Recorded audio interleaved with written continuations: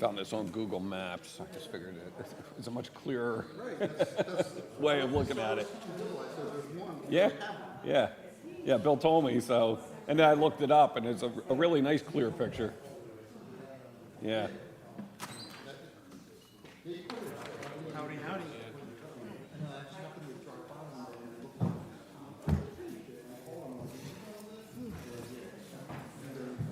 Yeah, yeah. It's a thing on top in a box. Yeah. Not a big deal. Now, what are these things? What are they going to be doing? What are they used for? Okay, you're not. Yeah. We've got so many. Yeah, Yeah, I'm just curious about that because I'm looking through it. I'm like not really seeing a I think George. good explanation of what these things I wanted to do. reach out to you and say, were you planning to go? Yeah, let's talk. I know it's about that time. Yes, I saw that. Yeah, hey. Explain. See ya. Yeah. See you, buddy. What's going on? You're back in action, huh? Yeah. Good, good, good. Yep.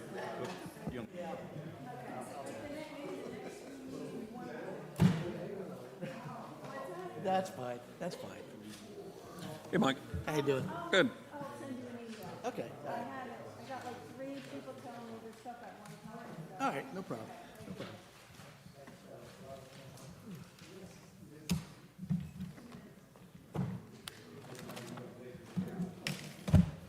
Boy, do I like having 2 people at this table. Oh. I mean, it is so cool. 3's a bit much. We all ready? Okay.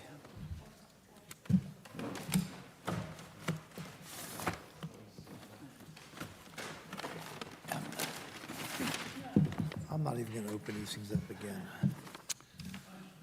3. Did you go by them, Dennis? Did you go by there? Did you take a run by there? Got 8 people. Testing.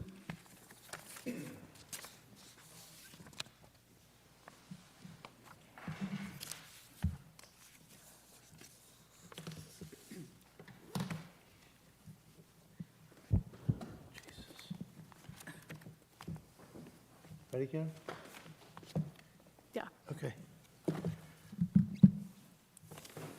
Okay, the regular meeting of the Cape May City Planning Board is now in session, and in compliance with the Open Public Meetings Act of 1975, adequate notice of this meeting has been provided. Should any member of this board have reason to believe this meeting is being held in violation of that act, they shall so state at this time. Hearing none, we'll start with the Pledge of Allegiance.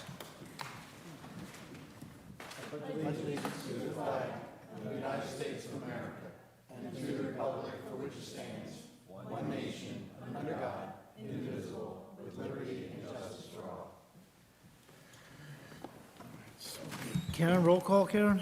Yes. Mr. Bezaire, Here. Mr. Jones, Here. Mr. Riggs, Here. Mr. Crowley, Councilmember Bodnar. Here. Okay, that's wrong. Deputy Mayor McDade, Here. Mrs. Reed, Mr. Lundholm, Here. Mr. Bedussis, Mr. Crippen. Here. Thank you. First of all, as everybody obviously recognizes, Zach's not, he's no longer on the board, and Steve Bodnar has replaced Zach. I think Zach's going to be doing a lot of traveling in the next couple of months. So welcome, Steve. Thank you, appreciate it. Welcome, Steve. Okay, thank you, everybody, appreciate it. Look forward to working with everybody. Call any of us if you have any questions for the meeting, Okay, whatever. will do. Okay, so, I'm sorry, okay. Okay, I'm going to read this and then you say I do, okay? Okay, I, Steve Bonner, do solemnly swear or affirm that I will support the Constitution of the United States and the state of New Jersey, that I will bear true faith and allegiance to the same and to the governments established in the United States and in this state under the authority of the people, and that I will faithfully, impartially, and justly perform all the duties of the office of Planning Board member according to the best of my ability, and that I will not use my office to grant preferential treatment, nor to seek personal gain, favor, or advantage not available to the general public. Do you so swear or affirm? yes, I do. Thank you, sir. Thank you for, this is you there. Okay. Okay, so the agenda here needs to be adjusted a little bit. We're going to start off with the 5 applications for Crown Castle Fiber LLC. We've had a discussion with the solicitor and engineer. It seems appropriate we would do them all at once, since it's effectively the same thing, but just 5 different locations. So, you guys want to come up? Unless the applicant has any objection. If you have an objection, let us know, but.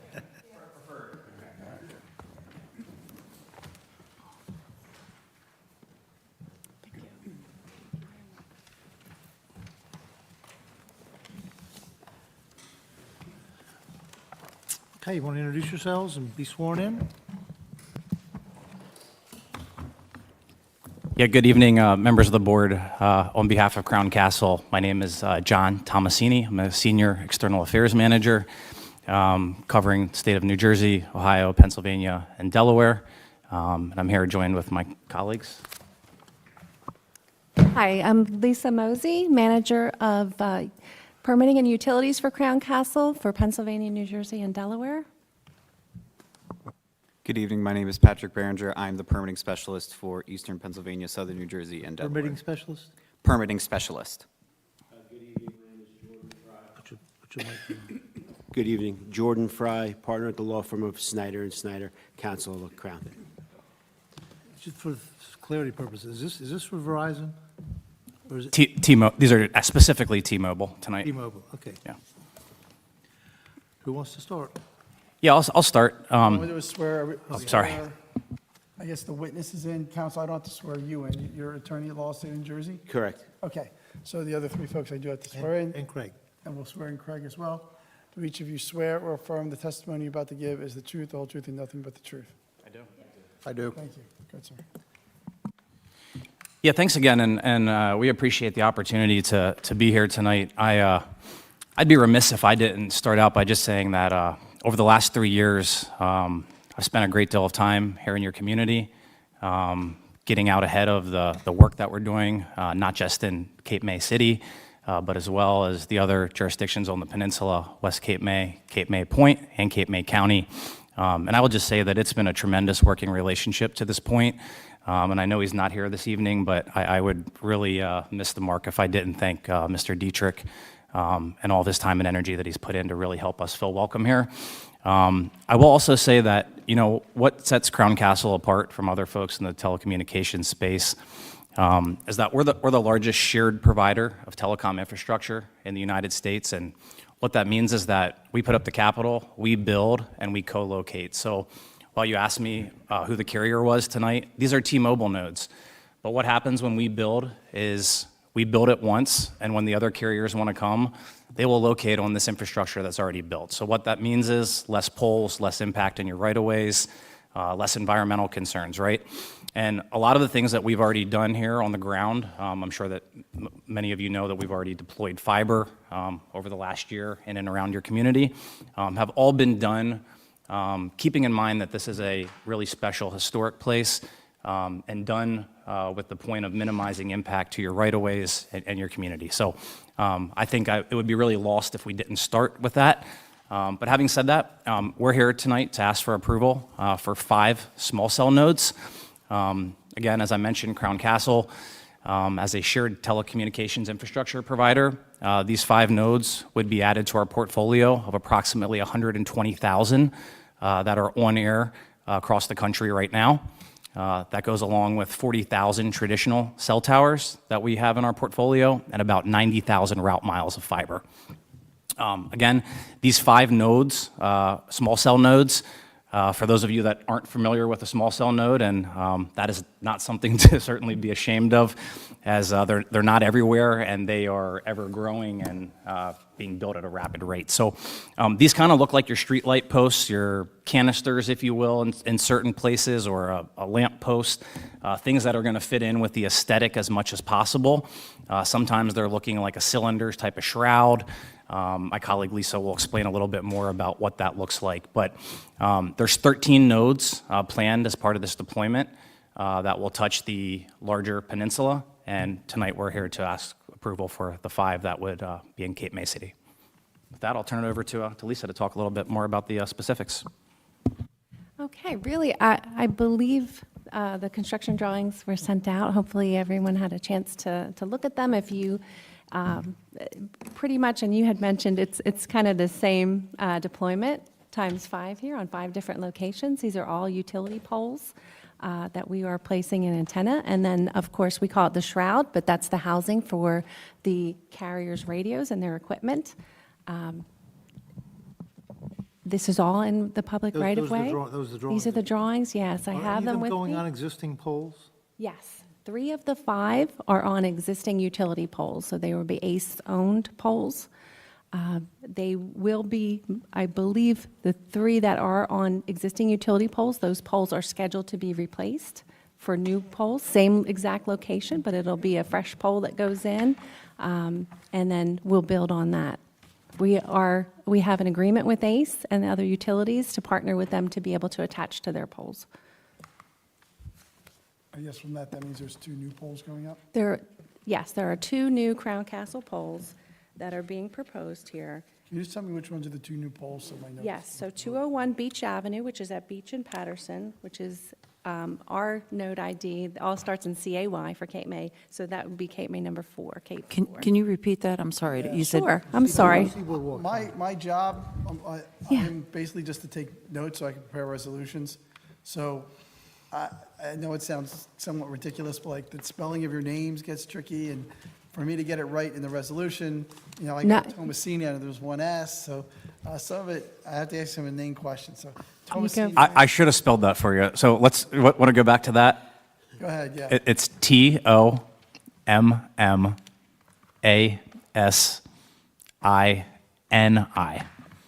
I should know better than that, sorry. That's okay. And then sometimes you want to get it right, self-correct makes it wrong, and, I've been doing that, spelling it for people my whole life, right? I don't know. okay.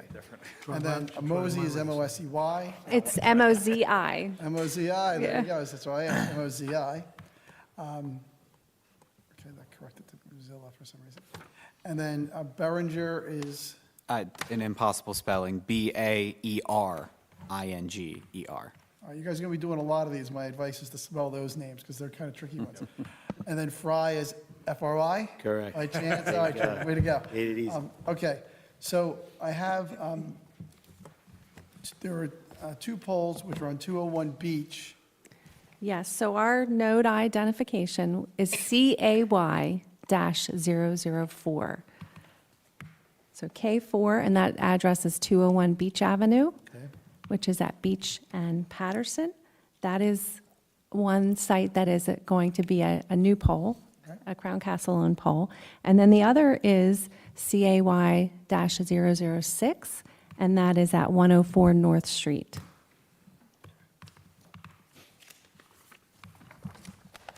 And they're being, from what I read, they're 6 inches in from the curb line, and they're in the sidewalk.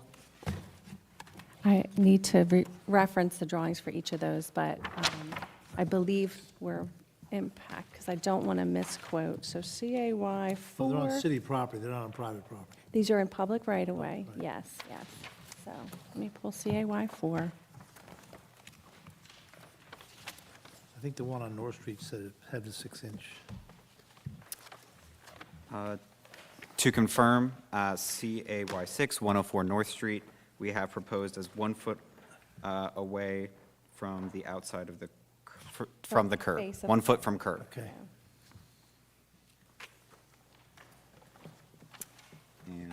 And that looks to be the same for 4. We should be 1 foot from face of curb. Okay. Okay. Really, I'm here to answer any questions that you may have regarding the scope of work, any concerns about the build itself, the equipment. It's a pretty straightforward application, so I think it's appropriate if anybody has any specific questions. You got 2 Dennises that are already raising. Yeah. Dennis, number 1. Exactly what is the purpose of the node? What are they used for?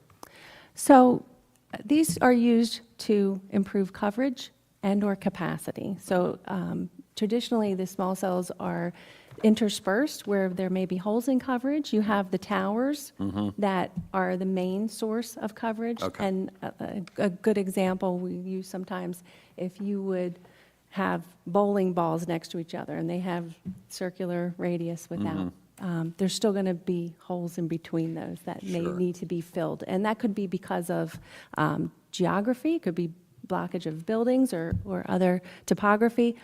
And in addition to that, you may have high traffic areas where you've got a lot of communication happening at once, like in a venue, in a stadium, something like that, where you've been in a stadium, you have good cell coverage, but you can't get a text out or a picture or anything because everyone's on at Right. once. So that's the other thing that a small cell does. It offloads some of that capacity from the towers to allow everyone to be able to have coverage, As in a beachfront. as in a popular beachfront location. Exactly. So, and John, if you wanted to add to that at all, I know. No, that was really the answer. I'm from central Pennsylvania, so I always give a Penn State example that there's pretty good service in State College, Pennsylvania, but on a game day, you're going to have 5 bars, and good luck getting out the picture that you took or telling your friends where you're going to meet them. They're not going to get that right till later. So, and same thing we see here, right? You might have decent coverage, but as we know, right, that beach is going to get real crowded from May to September, and your existing networks are going to get overwhelmed. So this relieves, Lisa did a really good job explaining how that works. It'll relieve the pressure from that, as well as help with some areas where you lose a signal behind a taller building or something like that. Small cell really think about bringing the signal down to the ground. It's always connected to fiber. And then as you start to think about autonomous vehicles, right? Teslas, emergency services using drones, right? Telehealth, all those things and technologies that we've really seen increase recently or post-COVID, right? All that stuff is supported by this infrastructure being brought down to the ground. I see, okay. And real quick, you mentioned that, these, T-Mobile these are for T-Mobile, and that other carriers may want to join. But what does that look like on the pole? Is there going to be multiple? No, that's the beauty. Once we, Top one, and that's it? at the very top of the pole, wouldn't that's see the it. Okay, antenna. right.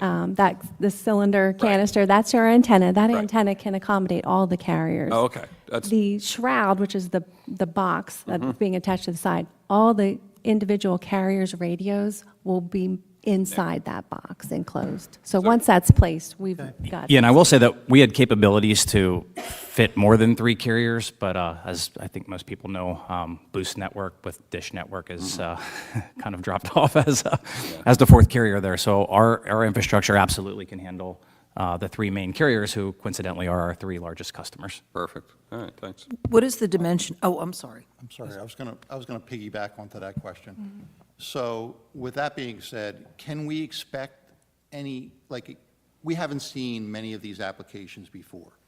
We have one that's been constructed in front of the Ocean Club. You barely notice it. But there's a small cell that we approved, it's been constructed, so we have an example. Will these 5 pretty much take care of the city's demand? Or can we expect a bunch more of these, applications to come in and a proliferation of these things? I'm not going to speculate, right? But I think that in our experience, what we typically see is that the carriers don't want to necessarily invest that capital up front, right? But once we do, right, and it's kind of like, I hate to use the cliche, but once you build it, right, they typically will come after that. But it makes it more attractive, right, for Verizon and AT&T to attach to existing infrastructure rather than going into what we would call a greenfield, right? So that's as far as I'm going to go on record as speculating, Craig. Hopefully that's okay with you. No, we're a historic town. I'm curious, I grew up with I cut my teeth with all the cell carrier, the cell tower during the 90s were all coming in when I was starting out as a professional. So I'm very familiar with that technology and listened to night after night of presentations with coverage and gaps in coverage, et cetera. But this is new technology to me, and I'm just interested, and we're a historic town, and it's just, we would like to know, can we expect a lot more of these, or is this going to pretty much? Well, as an AT&T customer, I certainly hope so, right? I'm not sure I understood your answer. No. I just want to make sure that I understand. By putting in these 5 in areas that appear to your analysis to be gaps, okay, whatever that, as a I'm sorry, the carrier's analysis, not Crown Castle's. We're building these nodes where the carrier has identified. the Someone gaps. did an analysis and Right. said this is a good spot for these things. Point and of You guys are accommodating that opinion of theirs. So, and what I think the next testimony was that other carriers who now want to fill their gaps, right, they can use your same shell, put their equipment in the shell, and all use the same antenna. okay?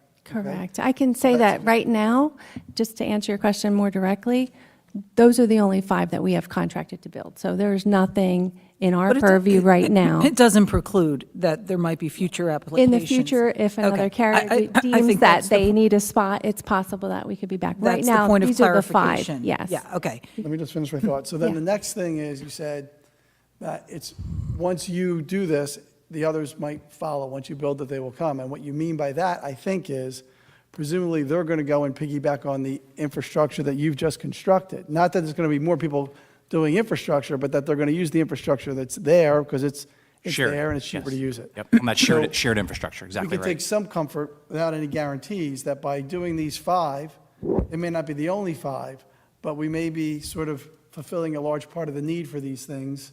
And there's not going to be 25 now. That's sort of the, I take Yeah, comfort, yeah, that's I correct. take comfort in the fact if they come back again, we can just say no.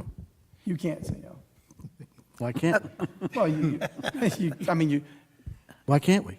it's like a by right site plan. I mean, if it's a conditional use, I'm talking about new poles. no. It's a restraint of trade. Can I, It's on city And property. I think it's fair to say that we would make that commitment, right? If AT&T comes in or Verizon comes in and they say to us, hey, we've identified a coverage gap in Cape May City, we'd like to do, I don't know, let's say 5 nodes, right? Lisa's team is going to push them to locate on the existing infrastructure. We're not going to come here and ask to put another pole right across the street or next to an existing one that we just did. So I can tell you that from a Crown Castle standpoint unequivocally. And you're the owner, you have ownership of these, and you're leasing the space out, or the capability. What, two So are- 2 of the poles will be Crown Castle-owned poles, and then the other 3 are ACE utility poles. But we have an agreement with ACE so that we will, have that space, those positions on the pole. How long is your agreement? Probably, I'd have to look to see when it was signed, but our agreement is at least a decade when we originally signed it, with multiple Understood. renewals after that. So there's no worry of, the agreement running out anytime soon Can that I we have ask with the what is People go utilities. crazy if they can't use their phones. Yeah, And I can say, just to speak a little bit more about your concern that other carriers would come in, many times, oh, sorry, go ahead.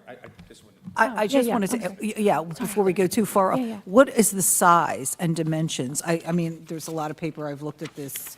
Yeah. And just, and real quick, while Lisa's getting that up, Craig, I just wanted to say to you, in the immediate term, because we didn't get back to the second part of your question, T-Mobile customers, right, will see the most immediate impact. And then the other way it will support the community is 911, right? So 911 calls are no priority, right? So if I was an AT&T customer and I have no service and I connect to that T-Mobile radio, the 911 call will in fact go through. So T-Mobile customers at first, and then These units look like the ones in front of Ocean Club, yeah. You kind of answered my question. correct? Am I wrong on that? They look like an Ocean Club, right, in front? So is there a picture of that? The tower that's, the pole that's in front of the Ocean Club right now, that's what they look like, right? Craig. Yeah, give that to Maureen. Used to be the old Atlas. Thank which you. we The old Atlas?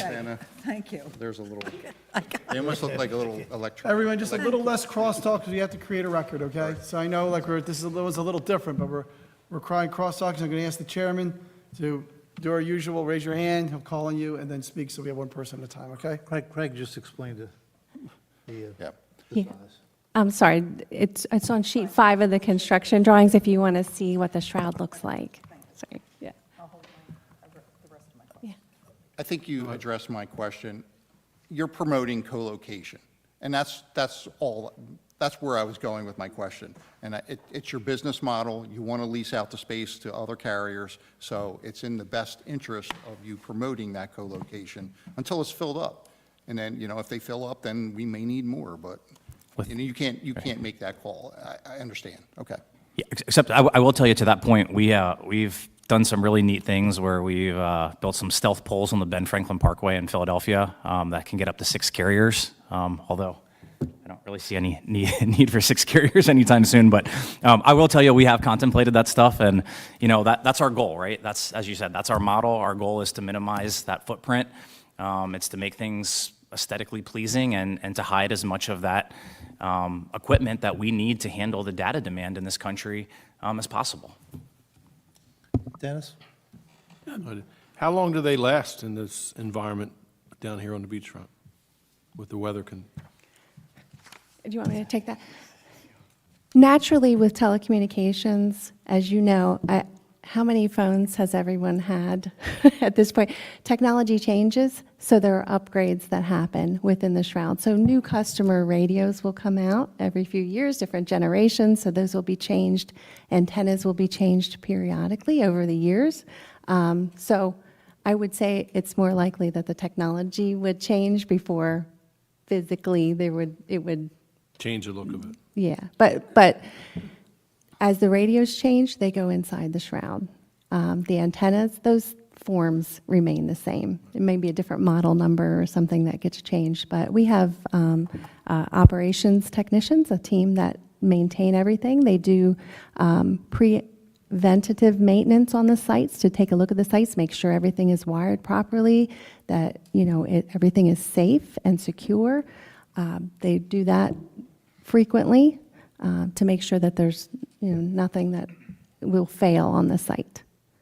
Yeah, and I think just to add there, right, so everyone hears 5G, right? So those initial radios, equipment that's put in there will be 5G, but we already know that markets are rolling out 6G, right? So what would happen, to Lisa's point, is when T-Mo contracts us to upgrade to 6G, they're going to pull that canister shroud off the top, and they're going to swap that radio equipment out, put that canister right back on, and be on the way. And those are actually pretty quick upgrades to have happen. Yes, please. So the shroud itself, the container box, doesn't change in size or dimension at any point in time? We really make a concerted effort to size those appropriately up front so that we can accommodate different variations of And the city would equipment. be notified if there was any change? If there to was that? any change aesthetically to the exterior that would be impactful to you, and that's any size change, that would be a new permit application. Okay. A question for you. So, or I guess that's an observation, and then I guess just a couple of observations. So regarding this entire project, you're actually only looking to add 2 new poles as far as in 2 new locations where there presently is not a pole. There's a pole in the other locations. Is that correct? That's correct. We make every effort to try to get on existing utility poles. In those 2 instances where we have found that we need to place a new Crown Castle pole, it is because the surrounding utility poles are not viable. And when I say not viable, they may have primary power on those, and that's likely the case why we decided, okay, we need to go across the street and place a new pole. We cannot build on poles with primary with ACE, so that's not an option for us to be able to do that. Okay, that leads into what my other question was going to be, or an observation which I think is probably helpful to this anyway, to me, is looking at the application that you had for the 201 Beach Avenue pole, which is the one that's located near Patterson Street and Beach. That's one of the new pole locations. On the one hand, to me, it doesn't come across as an anomaly because there's already utility poles in the area. But I did notice, I think there's at least 2 poles in that area. Neither of those poles would be suitable? No, for they're the- not the viable, location? unfortunately. So if utility has a transformer on the pole, or they have their own equipment, that's automatically, ruled out, that's disqualified, or if there's primary power. So there can be times when there's underground conduit risers that come down and would block our ability to build on the pole. So our first choice is always to select an existing pole so that we're not adding to, pole population in the town. Okay, and I believe North Street is the other location where you would be installing a new pole in a new location. And although there's not a that would be a new location. There are other utility poles in that area, correct? So it's gonna There's a be- whole utility line across the street, but it has primary, so we're coming across to be able to set a new one. And I don't want to take anything away from what Craig may be adding, but I thought I saw it in the North Street application, there was some mention about needing to get HPC approval. Is there a need for I that, and was has that been handed- acquired? I was handed all 5 HPC approval, evidence of HPC approvals tonight. Okay, So we have those in hand. okay. So I just wanted to make sure all the boxes were checked off. Okay, thank you, I appreciate it. You're welcome. Any other questions? Yeah, I have a question. Craig, who owns the poles? There is a height requirement. So this is a conditional use. I said, who owns the poles? Oh, I'm sorry, I thought you said how high. No. Sorry. Who owns the? Who owns? Who these? owns? So 3 of them are owned by Atlantic City Electric, and the other 2 that they're putting in will be owned by them. Okay. So your business model is you're basically provide the linkage for carriers. And what would prevent a carrier from saying they don't like your prices? And what would they do then? A carrier can, what we would call self-perform, which is to build themselves, and in some areas they will do that, but it's more cost effective, and this is where John was speaking to. If a site is already constructed, it's much more cost effective for a carrier to join an existing site than it would be for them to incur the expense to build from And- the ground okay, up themselves. So suppose you're maxed out on carriers. What happens then? They have to build their own. They'd have to come back. We really don't get maxed out, I'll say, because we would be, go ahead. Let me jump in. There's only, as I mentioned in the beginning here, Boost, right, was owned by Dish Network. Dish Network went out of business or bankrupt, I don't know, a couple weeks ago.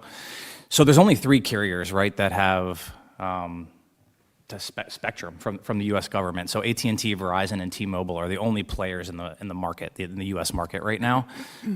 Will that change?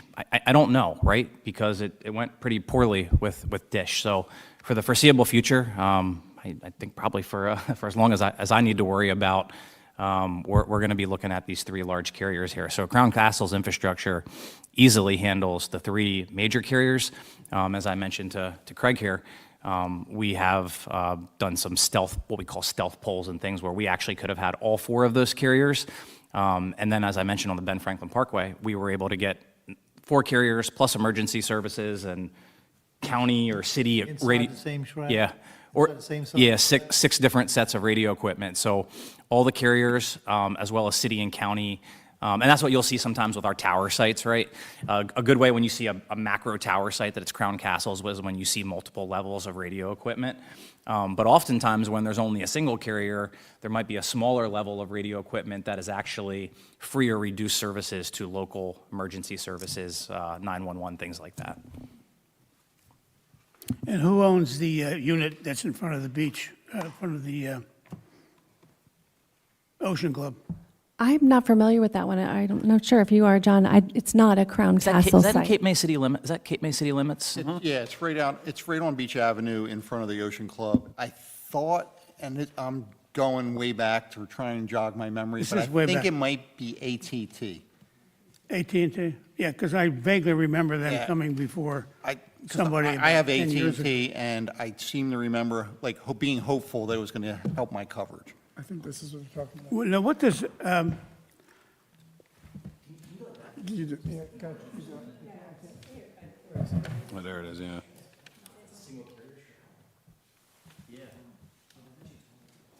I think that's what they're talking about, right? And and there's a secondary pole next to it also. Feel free to look left and right. I think It's funny, when I was, they came in under another company name, but they told us that they were providing service for AT&T. That's, I spent some time in Cape May Point actually has a few nodes, and I'm pretty sure that theirs are AT&T. that's the only application that this board has ever approved before you guys came in. Those are the three, isn't it? What's that? 3 of them on Beach Drive? No, just one. Oh, just the one? There's just one, and it's in front of the Ocean Club. Okay. I'm not sure. My guess is that that is one of the, Now, Carriers. have we come far enough along in technology to comfort us that Beach Drive won't start looking like the top of the water tower? Not if we can help it, that it will not, no. It already does, Dennis. Drive down the beachfront. Yeah, I know. Poles everywhere. There's lots of utilities hanging all over our poles. I would challenge down you. on the ground. I was going to say, Mr. and Crowley, some I of would the I would poles aren't challenge holding you. up too well. We deployed fiber for you right before tourist season opened last year from Convention Hall to the beach tag kiosk up on Madison. And the reason we were able to install this fiber on the promenade was because it was really minimally invasive. It's about an inch below the surface. And I would challenge you next time you walk the promenade to see if you can even find it. My guess would be that you can't. But so I just mentioned that because it matters to us, right? We don't want Beach Avenue looking like the water tower, right? That stuff is important to us. So it doesn't make us look good if we go places and there's radio panels and fiber wires everywhere. And, you know, I will tell you, we have had a lot of success deploying telecommunications infrastructure in places where historic designation matters, right? Princeton, New Jersey, Lisa's team has deployed 24 nodes there where they're matching flower pots on street light posts with historic guidelines in it. And it really, what I take from it is that we're not going to build something sloppy and we're not going to leave something sloppy, and we're certainly not going to come into a place like this that I know history matters probably more so than Princeton, and do anything to rock that boat. So for what it's Yeah, Well, worth. because What are they Beach doing Drive, on these then? Like, what, if Princeton got stuff that looked like, I don't know, basket weaving or whatever, are these, anything special about the ones you're putting in here? Or so in those cases. They had to match what was existing in the area where the poles were, and there was obviously a lot more poles, right, in a denser area.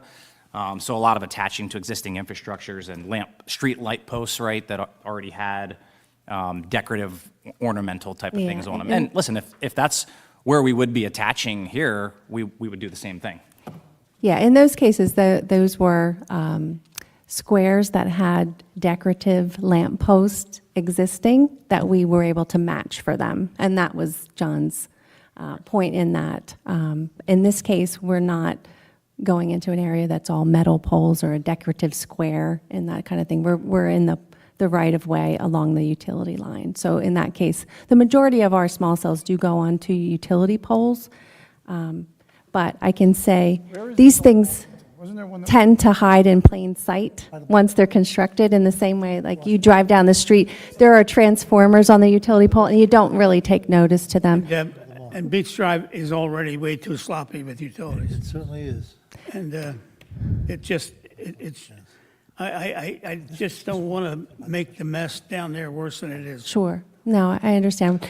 I can say, and I think they're noted on the drawings, the shroud itself is painted the National Park brown, it's called, which is the same color to kind of blend in with the pole, as is the antenna. So they're all that same, And the one location. hopefully seamless color with the pole. One location at Washington and Ocean is about as clean and neat a look as we have in these 5, because there's nothing in that intersection. Your pole is down the street a little bit, but there's nothing in it, and it looks nice and clean. So that's good that you're not doing Yeah. anything. Well, and I will be curious to hear what HPC, if they had any comments on their approval. They already passed. They passed them all with no comments? Yeah. Okay, all right, because that really is what our design standards Yeah, are set at. Well, I mean, you Yeah, know, I get your point. The HPC did provide their approval, and the applicant included them in your packets. Yeah, and I think also it's probably worth, for your knowledge, just mentioning that we have walked these sites with Mr. Dietrich. He has been intimately involved from the very beginning of our work here. I mentioned about 3 years ago when we started looking at how we could deploy fiber ahead of these nodes in the least impactful manner as possible. So he should have familiarity with these 5 sites at least. Mr. Can I Chairman? just ask one technical question too? How does the units, there's two pieces, one on top and then the box down the bottom. How does that get power? So ACE does deliver power to the pole for She us. does? Yes, yes. Assuming that there's already maybe power on that pole. Question. Quite frequently, they're pulling from a transformer next pole down, and, and bringing service to us. So there'll be a power connection to your box. There will be a disconnect, yes, as part of this, that will terminate at, yeah. Question back to the HPC real quick. Was that, Karen, was that with their subcommittee or was that the full commission? They approved them all in review, subcommittee. Their subcommittee? They Okay. did.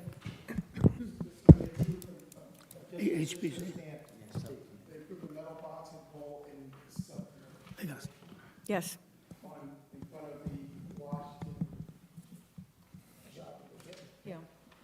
Yeah, every single one was approved in review. Well, I can understand something out on Beach Avenue between 10 other things, but this is in front of the Washington, this is a shopping center. Right, and that There's a and that was pole my there, though. question. There's already a pole there. Well, yeah, but there's going to be a big box that's at, well, how high in the air is the box? 8 feet in the So air? the base of that is at 10 feet. They're putting a big metal box in front of the shopping. So is it? Subcommittee, we went through this before. Right, and that's where I'm going back. That's why I asked, is it with the subcommittee or the full commission? I mean, is it within our purview, Mr. King, that if we wanted the full commission to make their recommendation on it, we can do that, or what's the? Yes. I mean, not for all 5, but if you want that, if you are, one of your conditions of approval is always HPC approval, and, I mean, you're allowed to refer things to HPC for review and advice. I mean, I would definitely like that one that we're speaking about to have at least the full commission's input and their consent on it. I mean, So I would agree. I mean, I think that anything that's impacting the historic district, I just want to make sure that we're, that, all these school districts, the whole beachfront. well, that's what I'm saying. So I understand that it. There's historic district and then there's historic district. I mean, so if they're going to put a black box where there's 6 other telephone poles out on Beach Avenue, that's one thing. But to put it in your main shopping district, 8 feet from a storefront at 8 feet in the air, I would think the HPC would want to, all the members would want to see that and say if that's okay, because, I mean, I don't know, I'm not on the HPC, so what do I know? But I mean, I just would like to jump in on that. I would really, I mean, the one in question that Mr. King is speaking about, and that's what we're talking about, I have a concern that it went only to the subcommittee and not to the full commission for their full input on that particular one. I'll leave my judgment to the rest of the board, but that one in particular, I do have a concern with, without having the full HPC's input. I have a question about that. If they've got a stamped, sealed, signed approval, how come the HPC?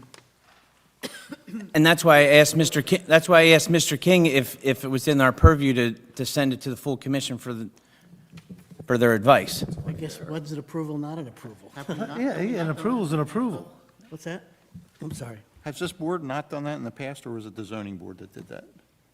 I thought one of the boards We normally referred. refer to, we like to have the HPC's approval before we hear an application. Yeah. And that's where we are right now. They have that approval. I remember this argument being had before. It was the zoning. We didn't get anything from the HPC except the verbal, and we pushed back and made them look at it. all right, first of all, whatever this thing is, it's not checked whether it's conceptual or final, is it?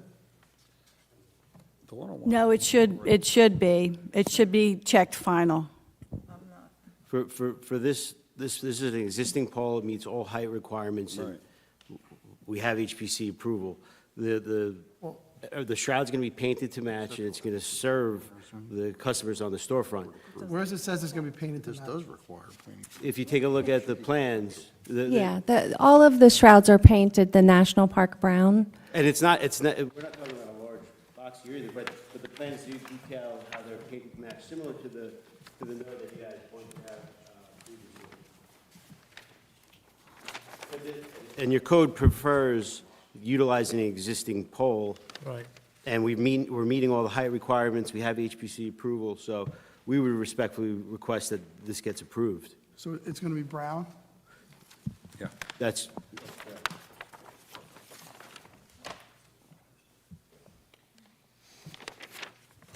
Okay. Karen, is this approval that we have in front of us from HPC, is it preliminary or final? It's not checked. Okay, it should be checked final. It's just an error that they missed that. They missed that. If they put that stamp at the bottom, that means it's approved and it's final. Okay, whose signature is that? Probably John. That is John Becker. Fine, thank you, because, again, not, Is there another shroud color you would like to see there instead No, of that's the brown? problem, is we aren't qualified to do Okay. colors. That's You, what you, I'm- you mentioned the color, so I didn't know if HPC are the ones who yeah. say whether this should be brown or white, since all the trim around that thing is white. I don't Yeah. know. The HPC doesn't have jurisdiction over color. They can control, they can't do the color of a house, but they can do a streetscape and say, we think the pole should be shaped like a basket. It's good enough for Princeton. I mean, so I'm just saying that if for something that's this prominent, I mean, the other stuff, I'm not, but this is on Washington Street in front of your shopping district. I would think that the HPC would want to, the members would want to see it and talk about it. I mean, and decide, well, does it have to be at 8 We feet? can only operate on what's in front of us, which is an approval. Well, what we have in front of us is something that is It's an a, approval, it's an approval. I don't know what it It is. says HPC Bill, approved. Bill, I have It a says question. Bill, I have a question, There's though. conceptual and there's final. Neither box is checked. And that may be because it is But it's stamped. it's done by a single member of No, the it HPC. says approval sought. Does it require a planning board or zoning board approval? Hold on. It says, That's not conceptual or final. no zoning board approval, or this requires approval. So, that's not, this is not a Respectfully, there's- conceptual. There's two boxes and neither one is checked. Exactly. So it's okay, listen, I don't give you a hard time, it's just that it's in the shopping district on Washington Street. And we had this thing before where, remember, I do both boards. And we had a thing in the zoning board where one member approved something in whatever they call it, technical review. And then it got before the larger board, and the larger board said, wait a second, shouldn't that be thought about a little bit more? And then it went back before the whole board, everybody was like, oh my God, we missed that, is basically what happened. And it turned into a big thing, and I'm still dealing with it. So before we get too far down the road, and this is our first one of these, so we're setting a bit of a precedent, okay?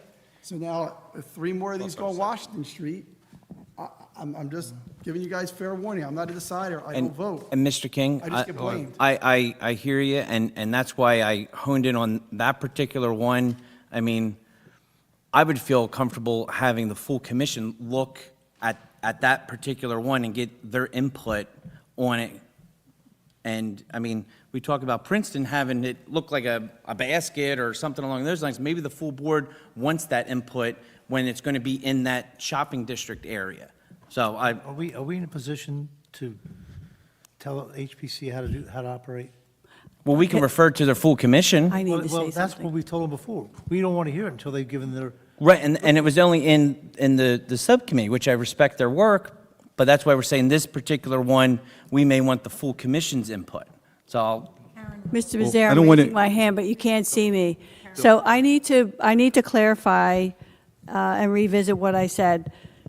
Technically, the applicant should have checked off conceptual because unless they didn't know that planning board approval was needed, because they submitted permits without knowing planning board approval was needed. So that could be where there was a miscommunication. It would, in a perfect world, the secretary who processed this would have, the HPC would have given it back and said, can you get them to check one of these boxes? And then it would have been clearer. So I will discuss this with the HPC for the future, so this doesn't happen again. one thing, that we can offer is the color of the node can be painted to match brown, or it could be painted to match a color that, if you prefer, the matches gray on the building. Yeah, whatever. And we're happy to submit samples for, Building 10 years from now. Why don't we do this? For approval. Why don't we do this? Let me try, I want to keep that, we don't want to hold up your project, we just don't want to I'm telling you, historic district stuff, Washington Avenue, that's a touchy subject for us, and we're the ones who get the grief. They won't track you down, they track us down. So what I'm going to suggest is we treat this, because it's not clear, as conceptual approval. And it's a standard condition, so you can get approval from us tonight, but a condition of approval from us is that you get final approval from HPC. So that all you have to do on this one application for Washington is go back to the HPC with your conceptual approval and get final approval so that the full board sees it and can opine that, wait a minute, we missed that, we don't want it brown, we want it white, or they can talk to you about height or whatever things that they care about, just so that we give the board, the HPC, one final look. You don't have to come back here. You just got to go back there. You'll have 4 that are final. We're not going to, but for that one, I do think it's appropriate to get. The location of the equipment is not an issue. You're talking about the color. I don't know. Really, the color would be the only thing. Put another pole in I'm there. not smart enough to know if color's the only thing. I was just going to say, that could be the only thing that could change, would be the color. In that pole is an ACE utility pole, so we can't turn that into a metal, whatever. It's an ACE existing utility pole. So we have an agreement with them, but they have approved those shrouds, size. So really, it's the color that can Rick, change. you had something? There's a difference on here. The address says 315 Washington Street, but this is in front of like Victorian Towers, which is like the 600 block of Washington Street. It's the 600 block, right? So did HPC approve the location or the address? Those are two totally different places. I put in 315, it was in the middle of Washington Mall.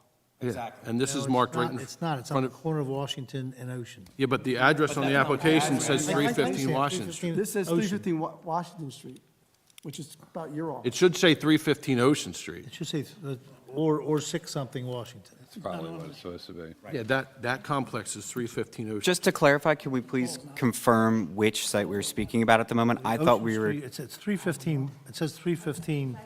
But that's probably what happened. This is your K004. 300 block of the No, mall. no, is down 001. Perry Street. 001, That's a That's shopping. not it. Yeah, Washington this Street. shopping Oh, I'm center is sorry. 315. Sorry. yeah, we Yeah, were 001. looking at a different K001. site. We had confusion there. Which is 315 Washington Street. Which it's not. I put in 315 Washington Street, and it came up in the middle of the mall, so I don't know where that is. It should be 315 Ocean Street. So if I Google map this and you type in 315 Washington Street, Yeah, it does in not this come up block. this. That's where we're trying to. To clarify here, you will notice this happen all the time. It's the wonders of doing work on the street. This is why we also go by the block and lot to ensure that we are on directly the property abutting. Because there's no address for a street. Bill? And 315 Washington is the whole mall. It could be anywhere in there. Bill? Yeah. They- Well, it's the same thing. Let's look at pictures. This is the one I'm talking about. Yeah.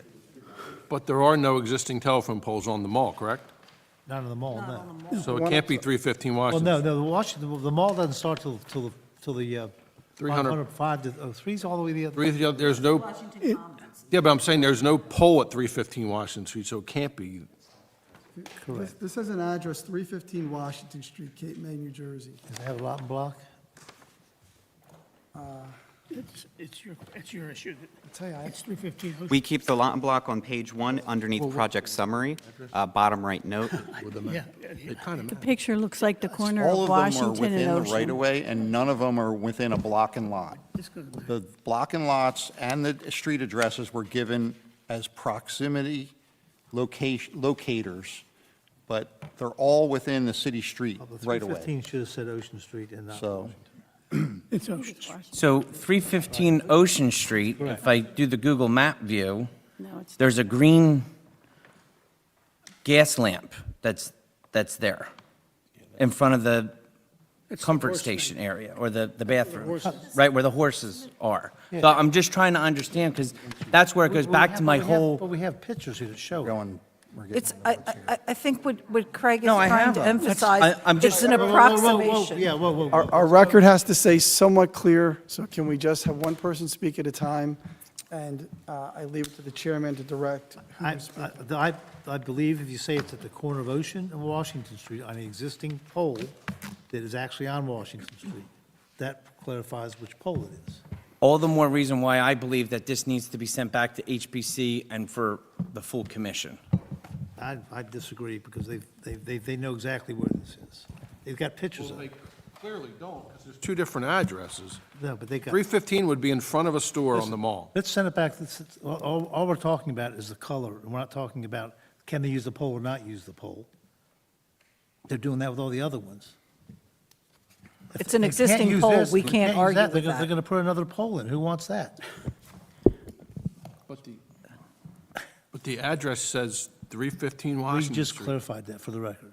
Okay. Can I, But if you want to send it back to the HPC, if that's the, can I see the published notice for this poll? I have a question. Published notice Mr. at Chairman, can I ask a 315 question, Washington please? Street. There has to be notices, and there has to be, it's in the ordinance. Can I have a question? Can I ask a question? yeah, wait, hold on. Mike wants to ask a question.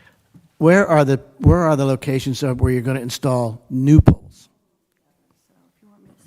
One on Beach and North, Patterson. Beach and Patterson, one on North. 104 North. So those are the ones that HPC should be concerned with, because they really can't touch those other poles with a new design on them, other than color. But they did approve them. I know they did, but if they wanted, but they mentioned that other areas, they've made it really, they dialed it up, like for whatever reason. Does You know- HPC know that they can do this? I didn't want to pull you that's a down good the rabbit point. hole with Princeton, but the reason I brought that up, right, was just to really emphasize what's important to us, right? But the reason that we did that in Princeton is that was what their existing poles looked like, right? So if Washington Street had green poles with planters, well, that's what we would do, right? If you had green poles with planters mixed in with that, it probably would look kind of funny. So it's really using what's existing, right? And to Lisa's opening remarks, we're always going to try to attach on existing infrastructure before we have to install new poles, right? This is not an attack on you and your application. This is more about protocols that may or may not have been followed with dealing with the HPC approval. Typically, when an application has to be approved by the zoning or planning board, they give conceptual approval. You come to us with your conceptual approval, this board or the zoning board would grant final approval, and you would go back to the HPC for final approval before their full board, for their full commission, I'm sorry. That's normally how our applications work. In this case, the conceptual or final was not checked off as to what approval was given, and it should have been checked off as conceptual because the application requires zoning board or planning board approval. That is why we're recommending that you go back to them. It's the normal protocol for all of our applications. It's not really, and we just want them to make sure they took a full look at that particular site. If you look at this particular site, and this is why we're reacting viscerally to this site, okay? Is that if you look at this site, and I know, Princeton's Princeton, but right across from that, we have old gas lampposts. The street light matches the old gas lamppost. This is on the same corner where this thing is. Look, this is across the street from that. That's where this pole is. So it's not that it's not like we're just saying, oh, now I know you're not putting in a new pole, but what concerns us is, this is our first one of these, okay? And we may get many of them. And it sounds like the HPC, not to be critical of our friends there, they do a great job, but this is their first one as well, okay? And they gave you what's called approval and review, meaning one member looked at it. Yeah, they have a 2 or 3 member board. They have what? Two or three, but it's not the full board. It's not the full board, okay? I have one signature. I don't know who looked at it and who didn't. Okay, we were told we had historic Right. approval. So this is In our estimation, it was final, So now when we so get this is it, it new. doesn't say if it's final or conceptual. Okay. For us, we often get conceptual, and then it goes back to them for one more run, because it's sort of like, then they do the final touches, okay? So we're trying to understand is, what's the process for these poles that are going in our historic district, or these big boxes that are going in our historic district, okay? So I appreciate that there's not a new pole, but now there's going to be a box 8 feet in the air next to our fancy lamp posts and our shopping district. And I'm just saying, well, did the HPC really look at this and consider what can be done? Did it have the benefit of the full membership? It's one thing in front of the hotel on Beach Avenue, where there's a whole bunch of poles, but this is literally like maybe our most important intersection in the town. Literally, it is. So when we're talking about a pole is there and the whole board has looked at it, that's what's causing some of our members to be like a little squirrely. So I don't vote. I'm just trying to give them all options, and I do want approvals, okay? Are you So- guys good with us passing this with going back to the HPC for approval? So are you speaking about just the one node at issue, or? If we're doing it for one, we got to do it for all of them, as far as I'm concerned. I know, I think it's in your discretion to say, this is in Washington. I would suggest, if we're going to go that route, I would suggest it's a new pole on North Street as well. That also is a street that has the true historic character in town. And that on the beachfront in front of. So, yeah, to your point, you can make the same argument for all of them, so. And I think, I would agree with Councilman Bodnar. Look, if, this is 5 of them, correct? And so at this point in time, you've got some that are existing and some that are going to be new. HPC may not have had the benefit of the Princeton story. It would behoove you to share that with them, because their design standards, and are important to us.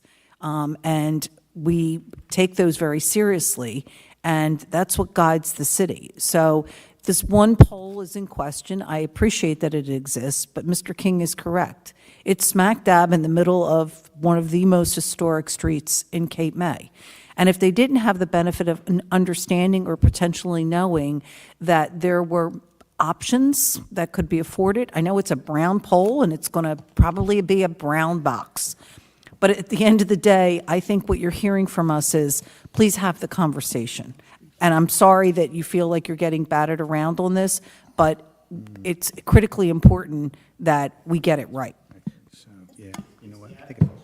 It's the applicant's position that we got the necessary HPC approval.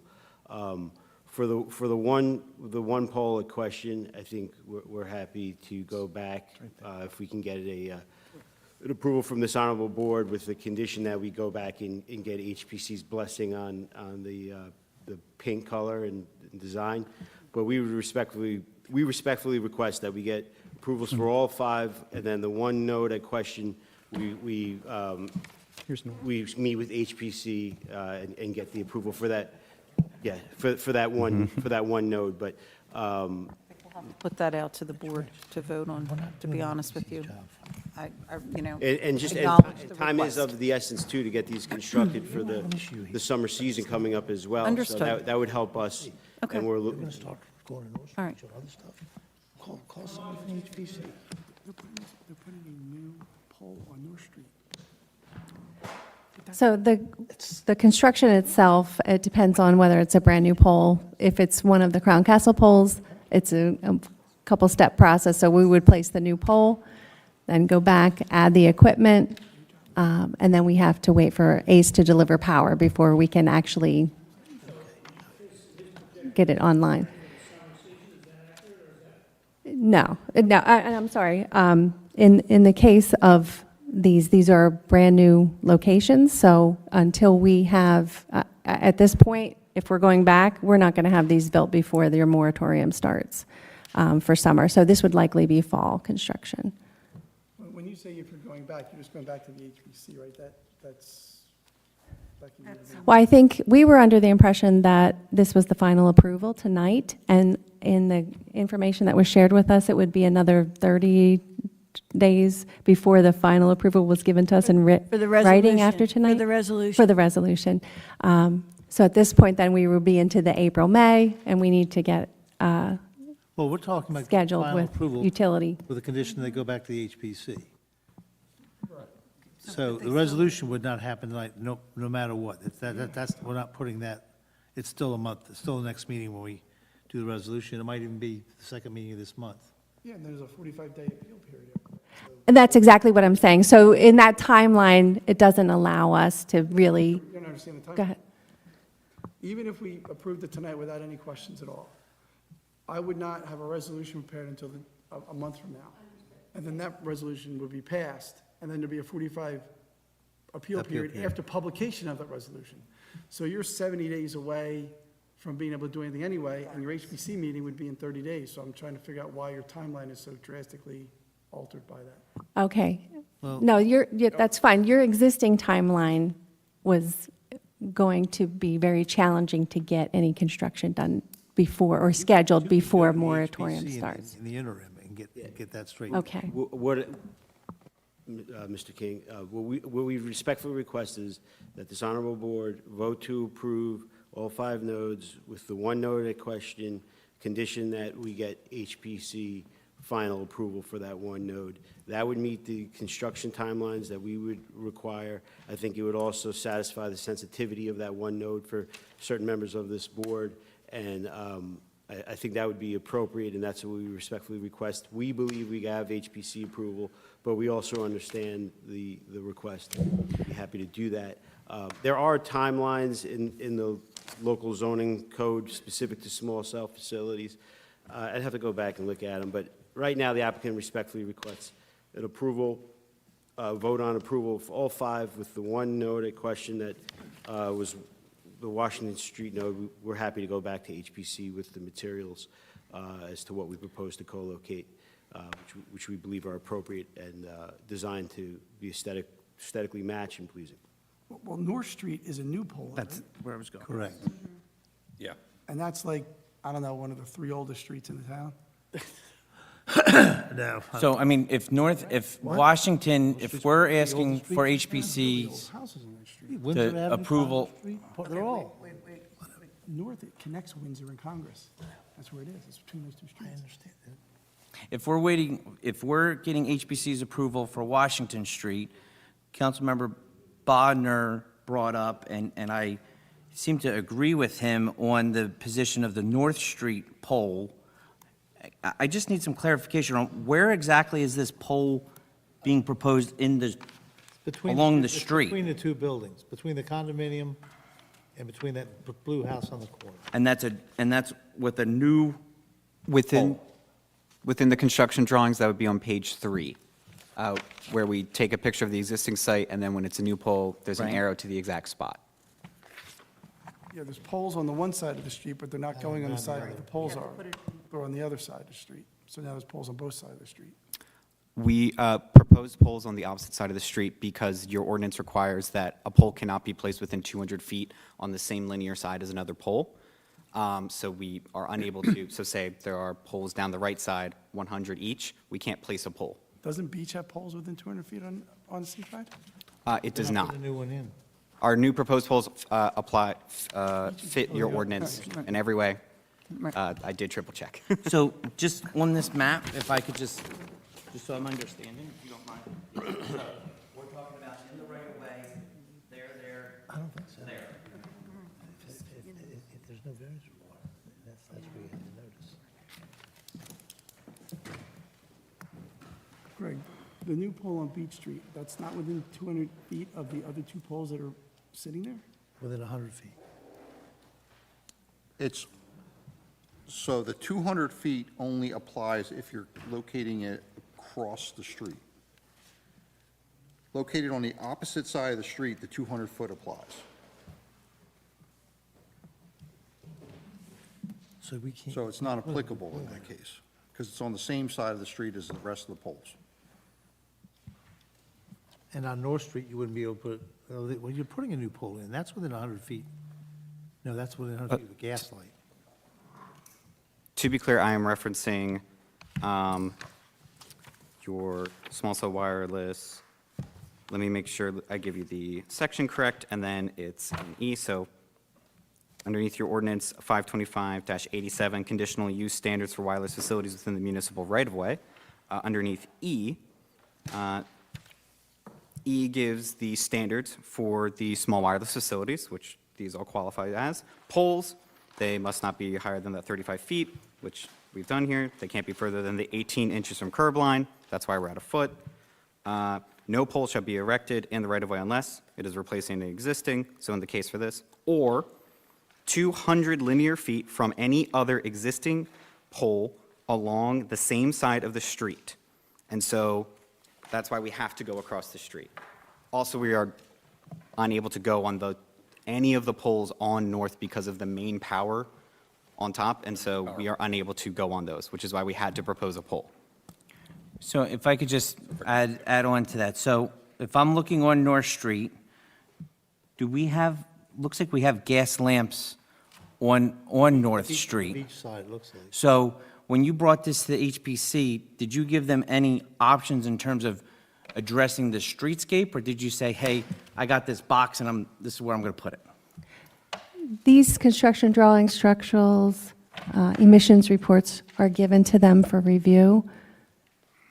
We did not speak in front of them. Right, okay. These were given to them for their review and approval. So it's going to be, at least just my opinion, to go off of what Mr. Bodner's saying, that I think you have to send both of them, the new poles, to the HPCs for review, because I think there's an option to try to address the streetscape better for both, in my opinion. Except with all due respect, your HPC has approved the 5 locations, and we're going to. No, HPC did not. They did. You had They a did. subcommittee, you had a subcommittee conceptually, That's not their fault. right? No, it's not their fault, but I just want to make sure that that's understood, though. It's not the full HPC. The full HPC didn't review it in its entirety. I don't know that that is Small understood. subcommittee. So I We just have- want that to be noted. These folks have been caught in the backwash of HPC's inability to fully understand what they were doing with respect to improving these plans. Yeah, no, He's asking me to look at multiple nodes. I mean, I think we're showing some pretty good will by coming back here and doing what we need to do to work out Washington. Well, North Street's a new pole in the historic district. So is Beach Avenue. I understand, but Beach Avenue It's is. in the historic district. It's in the historic, Bill, I'm not gonna argue with you. You're in charge. it's I'm in the not- historic district. What are you saying? What you gained, in my opinion, is giving the full commission the options of hearing the story as you present it. Listen, as somebody that works for the city, Whatever, I have some experience in terms of knowing that, hey, you guys can address streetscape like you talked about, explaining to the full board, talking about the Princeton story, air quotes, right? I don't know if that subcommittee, without you sitting in front of them, understood that the streetscape could be better addressed, and that's what my position is. And again, I'm only one member, but that's my opinion. Look, we're gonna kick this around forever. I think that we need to, these guys have come to us in good faith.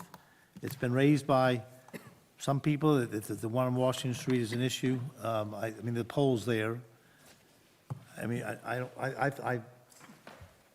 if we're sending it back to the HPC, in my opinion, they all should be sent back to the HPC. And then, but we give final approval tonight, and they just go back to them and see what they want to have done with, if there's anything, with any, 1, 2, 3, 5 of them, whatever. I mean, 3 of them are existing. There shouldn't be any question there. Well, there is a question. Yeah, one in Washington. The ordinance itself calls out your ability to refer it back to the HPC. Okay. So my suggestion is we refer all of them back to the HPC. As long as we're going, might as well look at all of them.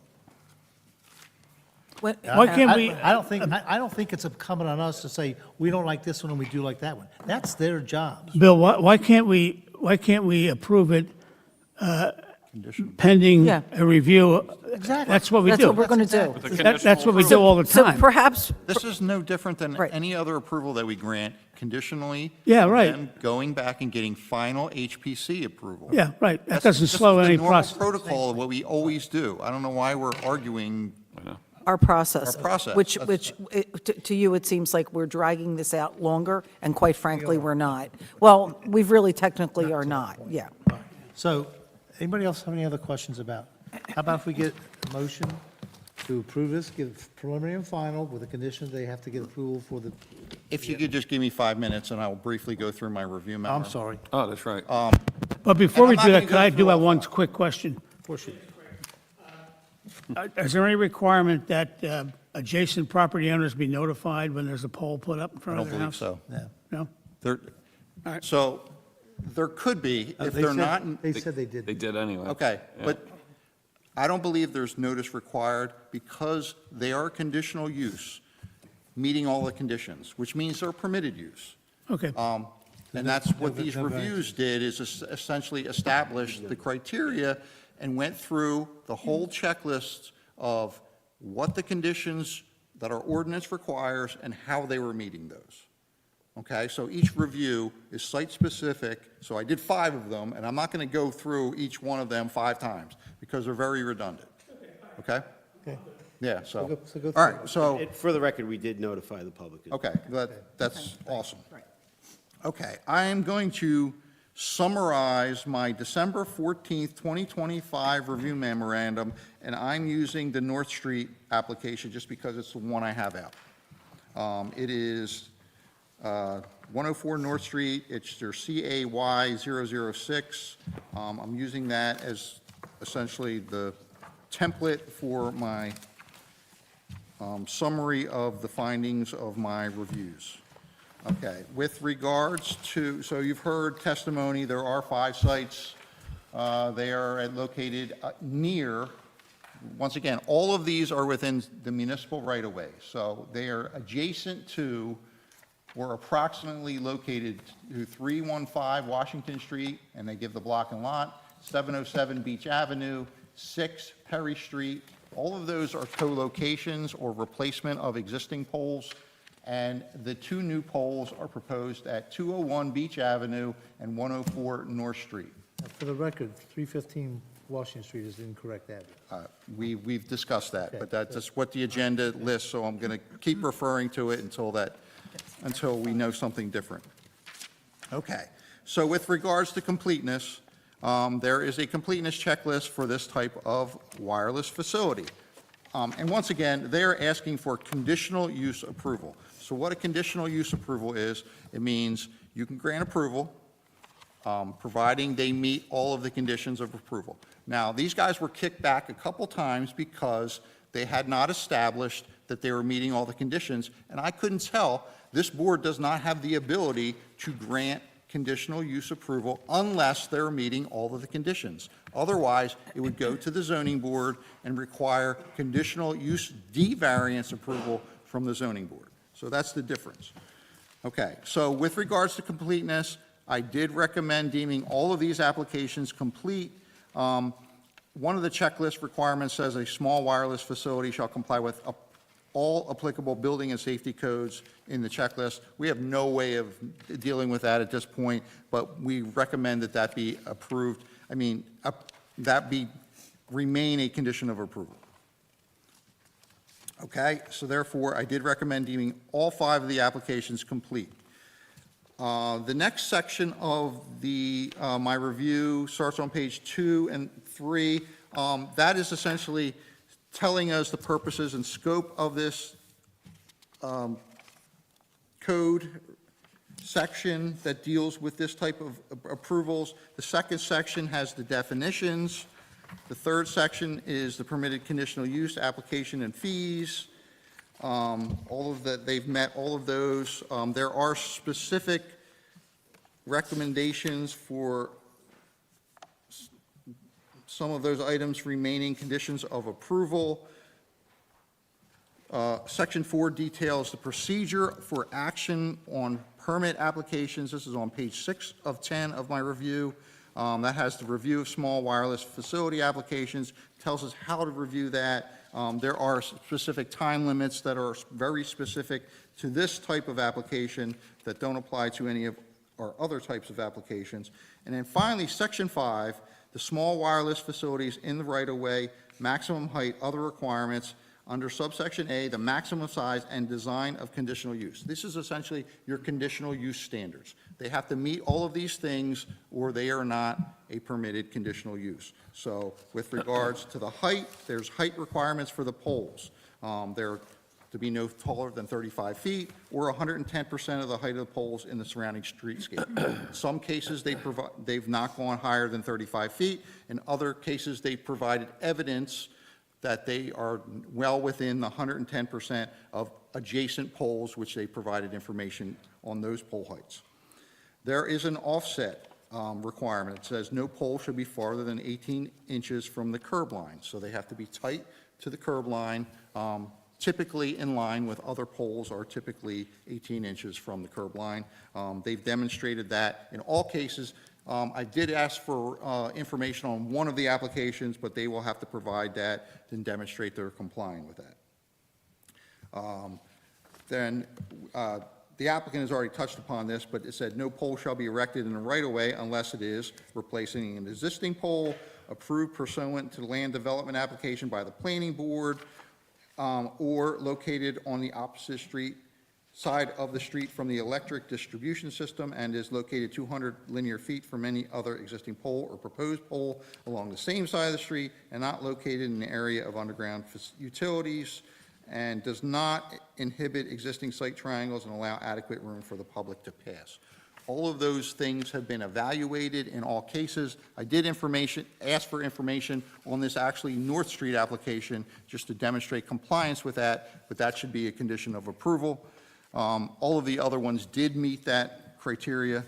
And then finally, all poles shall be finished or painted as to blend in compatibly with its background and so as to minimize its visual impact on surrounding properties and streetscape. So they've, in all cases, for the poles, have proposed wood poles that would match the existing wood poles that are in the area. Under item 2, small wireless facilities. So that was the criteria for the pole itself. Now, the small wireless facilities, which is the equipment that they're attaching to the poles, has specific height requirements. It also has support structure requirements, and they've demonstrated that they've met those requirements. I'm going to point you to number 4 on page 8 of 10, design requirements. For poles or small wireless facilities to be installed or placed within the Historic Preservation District, the Planning Board may refer the proposed design for comment to the HPC unless and until the HPC promulgates uniform design standards for such facilities, which shall be incorporated herein by reference once adopted by City Council pursuant to Section 52939F of the City Code. Any specific requirements imposed by the city relating to design or placement of small wireless facilities will be reasonable, non-discriminatory, and objective. So that in itself tells you you may refer this back to them for their final approval. So I'll just continue. Section 6, effective permit. They should all all those items should remain conditions of approval. Item 7 is removal, relocation, or modification of small wireless facilities in the right-of-way. That is providing for a removal clause in case they're required. Section 8 deals with rates, not really applicable in this case. If they were co-locating on a city pole, they would be required to deal with that. So that is the entire small cell wireless ordinance. So in my opinion, these all meet that. I do believe they, have satisfied that they have met all the conditions of the conditional use, and therefore you may grant approval. However, it is conditional on them providing any additional information that I've asked for, as well as meeting the conditions that I've recommended. With regards to general review comments, they led off with addressing item number 1 and 2 itself. Item 3 is our standard condition that they have to have, once the improvements are installed, we have to certify those improvements meet the conditions of the board approval. Item number 4, comply with the recommendations of the Shade Tree Commission, Police Department, and Cape May Fire Department. We received reviews back from all of the departments. They all recommended approval. They didn't have any comments, so there's no issues there. Our standard condition that they have to comply with any and all other necessary state, county, and local approvals. And finally, the project is located within the historic district, so evidence of HPC commission approval is required. So that's a summary, and that applies to all 5. There are nuances between the 5 review memos that I did, but they're site-specific, and they all should be incorporated for each specific site. Can I ask a question? Sure. Regarding the consideration as far as a condition of approval that we've been talking about for the HPC, if we were going to consider that as a condition of approval, the discussion of sending this back to the HPC, these folks have come to us, being candidly blindsided tonight by this particular issue, and we are caught up in this process, which we understand on this side of the table and understand the significance of it and why we need to work through this, but they're kind of caught up in this to a certain degree as well.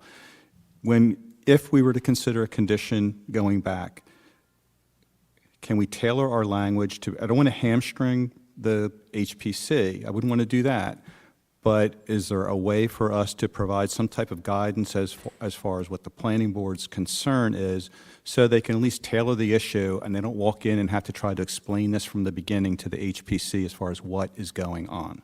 Whenever you refer something to the HPC, you're always allowed to provide comments to them as to what you want them to look at. So I think that,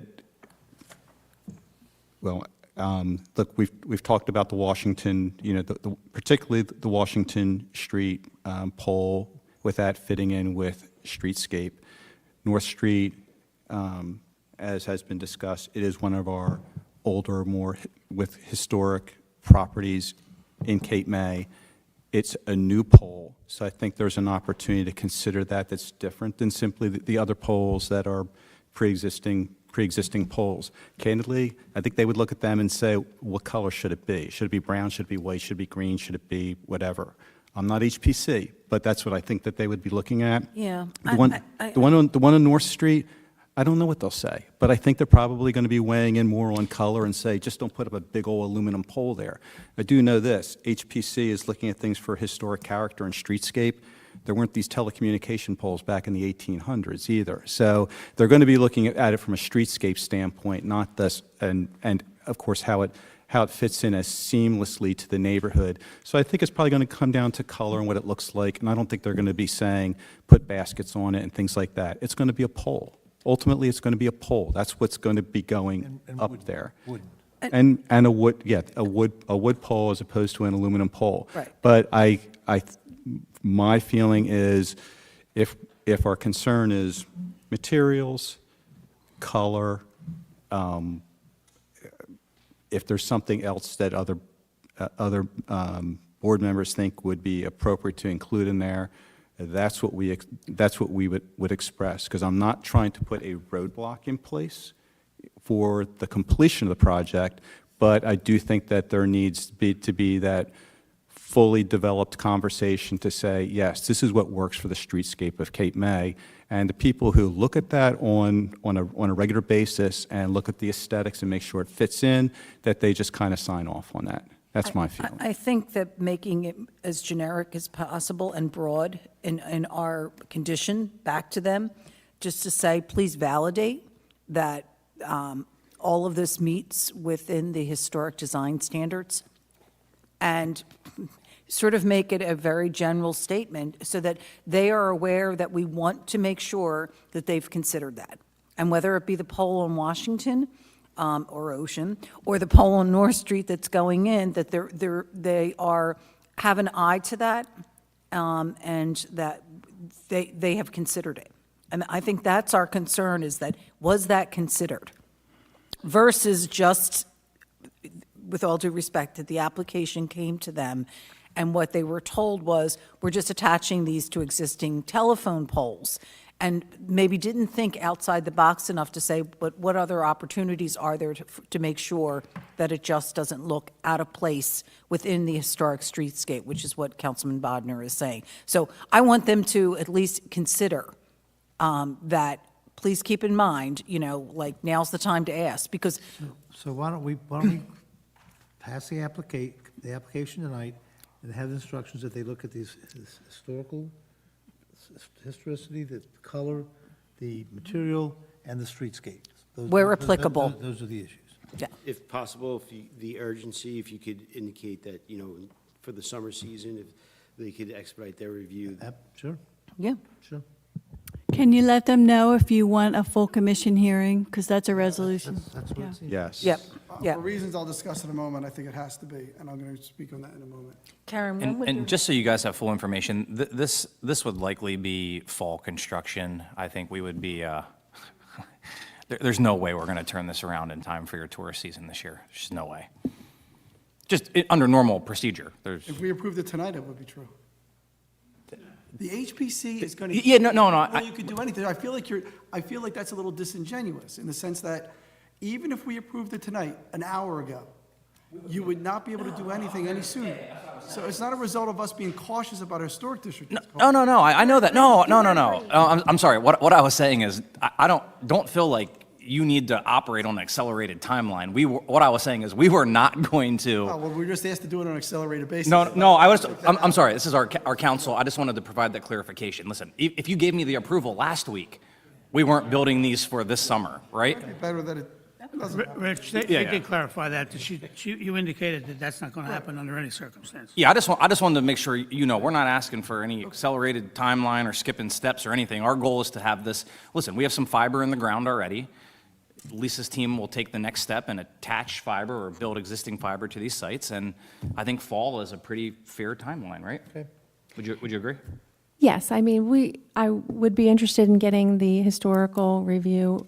As we all mentioned, we were under the impression that we were approved for historical. So we have applications with ACE for the ACE-owned poles in flight to perform make-ready, that we are compensating them to change these poles to brand-new poles for us. If something now may change this, that's something that I need to know so that we can notify ACE, right? We'll ask the HPC to act as quickly as they can, and we gave them Yeah, that with that. yeah. that. So for that reason, Okay. we need to know if there's any showstoppers here. So, do I get a motion? Bill, can I just say a couple things technically? I just got to do it right.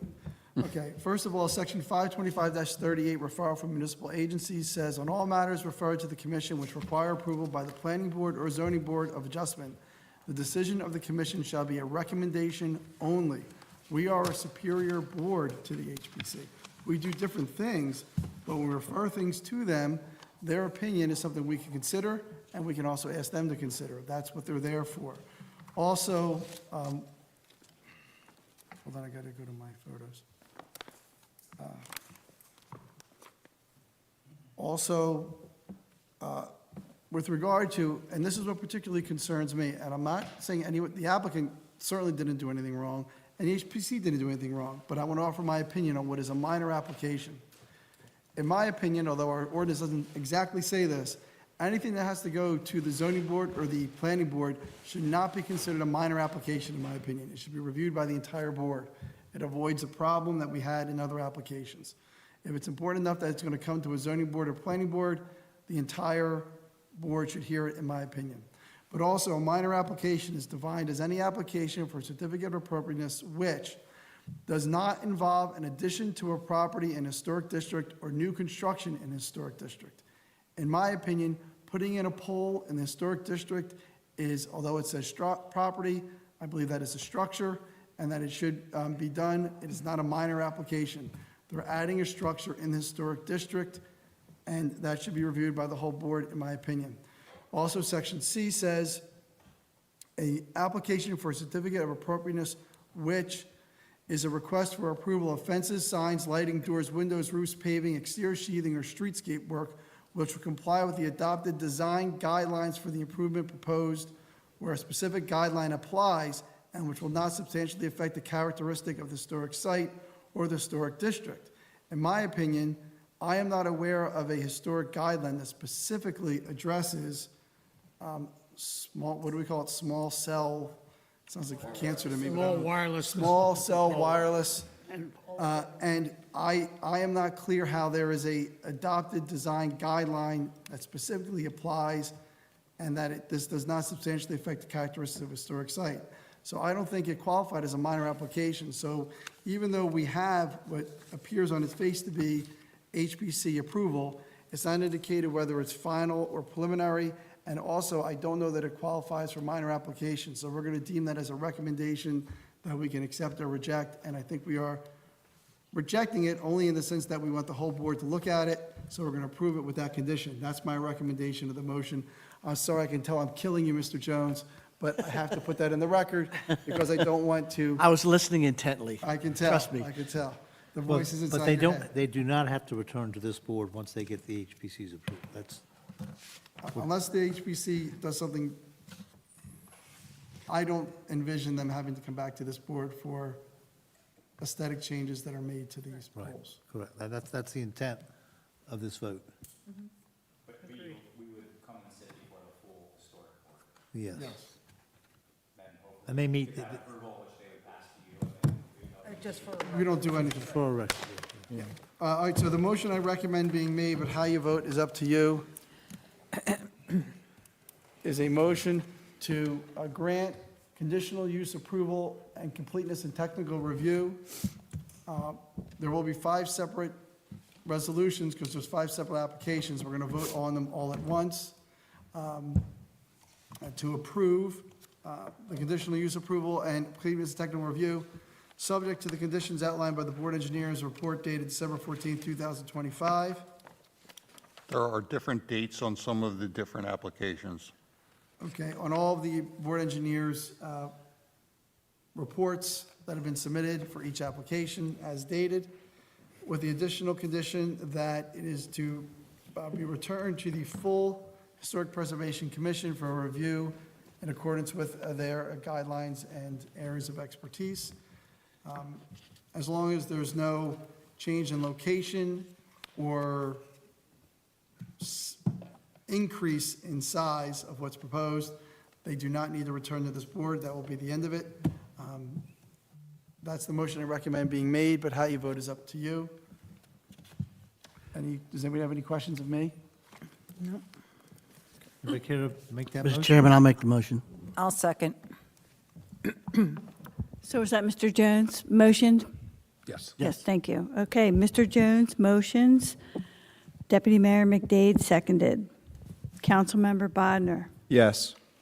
Deputy Mayor McDade. Yes. Mr. Crowley. Yes. Mr. Lundholm. Yes. Mr. Riggs. Yes.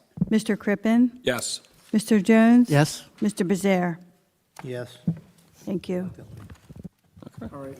Thank you. I will talk to my counterpart, the attorney for the HPC, to just introduce him to the issue, okay? No. No, and the other thing is, the attorney doesn't attend review committee, but he attends the full HPC, so we'll have the benefit of his presence. Chris Gillensworth, who's also the attorney for the city. Okay, yep. Thank you, man. And counsel, if you want to have a three-party conversation with him, make myself available to you, okay? Yep. Thank you. Thank you. Have a good night. Bill, can I just ask a question of our attorney? Is before it we go about on? this application? About, not this application, about the issue of the HPC. I'd rather not, we just had a whole thing about that. All right, well, okay, I'll talk to you later. Yeah, Okay, we,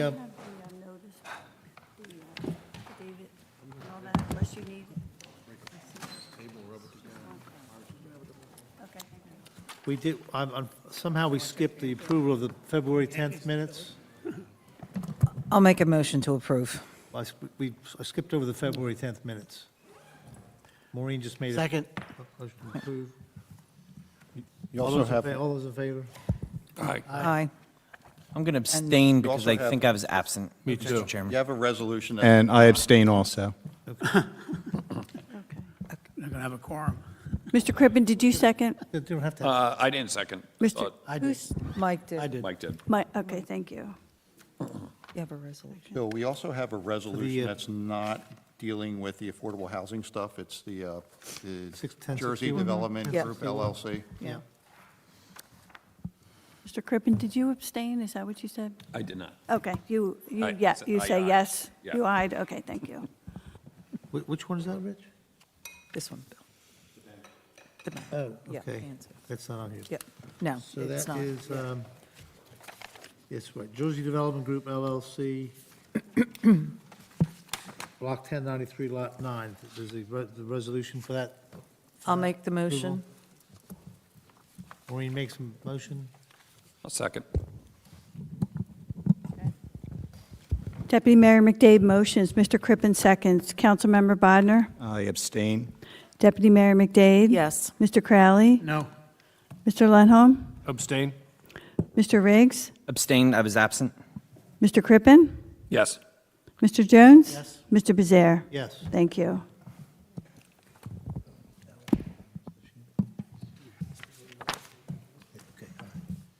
Okay, we're moving on to, this is all tied together to the adoption of the amended fourth round housing and fair share plan.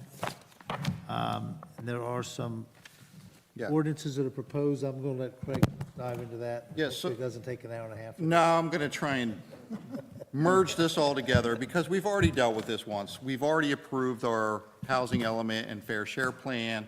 As part of that, this process, we submit that to the state and the courts. When we did that, and the findings of fact and conclusions of law in Resolution 310-2026, semicolon 2, provide a great outline of where we're at. So we submitted our housing plan, housing element and fair share plan on time to the program. We received a deficiency letter from, excuse me, Fair Share Housing Center, which is the group that typically opposes everyone's fair share plan throughout the state. We responded to that deficiency letter, and the court entered a case management order in November of 2025 and required the city to provide Fair Share Housing Center with documents addressing their deficiencies and to negotiate a consent order. So as part of that negotiation, we had to modify our housing element and fair share plan. One of the major, so there's a consent order that's signed by the judge that once the city agrees to, that provided mechanisms that we agreed, that the city was agreeing to, most of which were already in our plan. The biggest change is the fact that we have to address 25% of our fourth round unmet need. And that number is 48 units, so 25% of that is 12 units. So we have to come up with a zoning adjustment to accommodate an additional 12 units. So if you will see, one of the accompanying ordinances was, let me make sure I got it right here, Resolution 310-2026, semicolon 3, which is ordinance 591-2026, which amends Chapter 525 to promote affordable housing in the C5 zoning district. The C5 zoning district is our light business industrial district that's located primarily in the area of Bank Street. It includes Swains Park, Swains. It includes the real estate, Homestead Real Estate. It includes the National Associates. Bank Street Commons, I think is what the sign on the building is called, and the parking lot. It does go across the street into the wetlands area, but most of the uplands are contained in that area. That being said, once again, we have to provide a realistic opportunity to provide affordable housing, and that realistic opportunity has to at least address 12 units. So an ordinance was drafted that promotes affordable housing in that district. Let me make sure I got it. I have so many documents here. Bear with me one second. I'm trying to find that ordinance. Okay.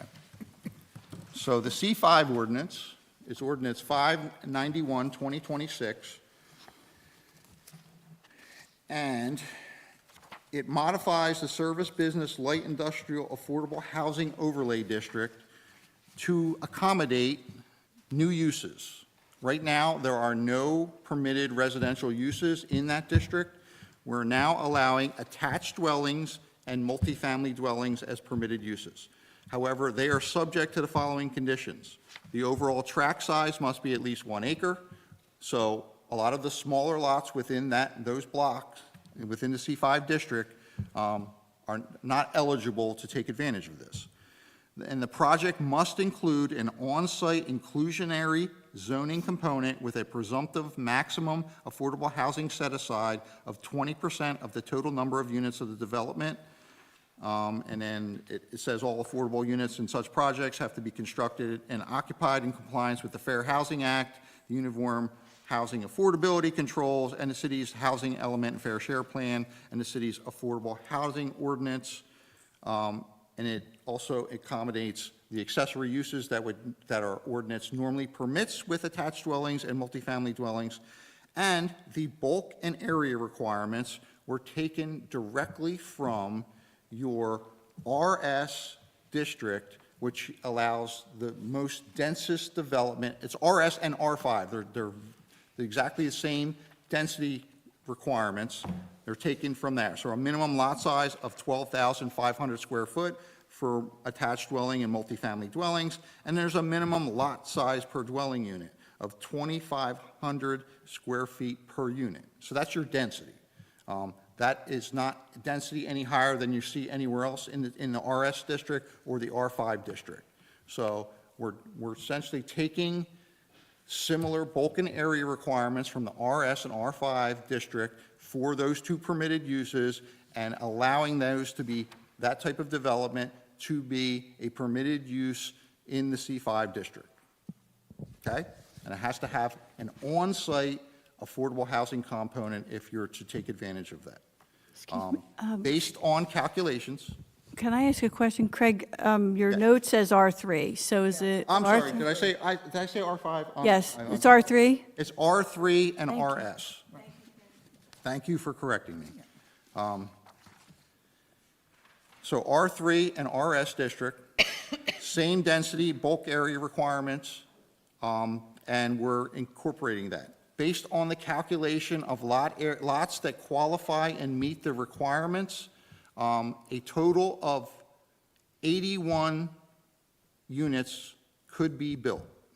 If you take 20% of that, you would have a 16-unit set-aside, so therefore, we would be addressing that 25% requirement of our unmet fourth-round need. Okay? That doesn't mean they have to be built. No, we have to provide the realistic, Can I just stop you here for a minute? it's a, I wouldn't say anything, before you speak on the record, it has to be realistic. it has to be a realistic opportunity. Realistic, and give very specific reasons why, or don't say anything at all, which is another option. Explain that again. I can't say something that's not realistic. Our plan has to be realistic. So, for example, if you were to create a record that makes it unrealistic, then. Your mic. Sorry. The plan has to be a realistic plan. So if you're going to create a record that is unrealistic, then really think about that and then give very good reasons why you believe that to be the case. Because if you say it in jest, then it defeats the object of Craig's plan, which is that it has to be a realistic opportunity. Am I correct about that? Yeah, so it has to be a realistic opportunity. That's not to say that a developer is going to do that. We don't have to force developers to do that, to chase unit, we don't chase unit numbers. We provide zoning that allows for the opportunity for a developer to develop the number of affordable. I got that. I don't want to make this more elaborate than it has to be, because I think the history of this issue, all of the cows are already out of the barn. There are no cows in the barn at this point. But when you say 81 unit, and I look at this map, tell me where they are. So there's 3 sites. Right, The city's parking site, city's parking lot. parking lot, Yeah, the Swain's Hardware, okay, and Bank Street Commons that's it. are the 3 sites that meet the criteria. And you could then put 81 units if all 3 of those properties. Based on, if you take the lot area of those 3 lots, those are the 3 existing lots. That's not to say you can't play Monopoly and add on or anything like that. You know, you could All right. consolidate lots and theoretically meet this. But right now, we're providing a realistic opportunity to develop 81 units with a 20% set aside to create 16 affordable units that could be built in that zone. Theoretically, That's all we have to do to meet our obligation. okay, Okay? Now, the reason why that area was chosen is because there is no residential uses that are permitted there now.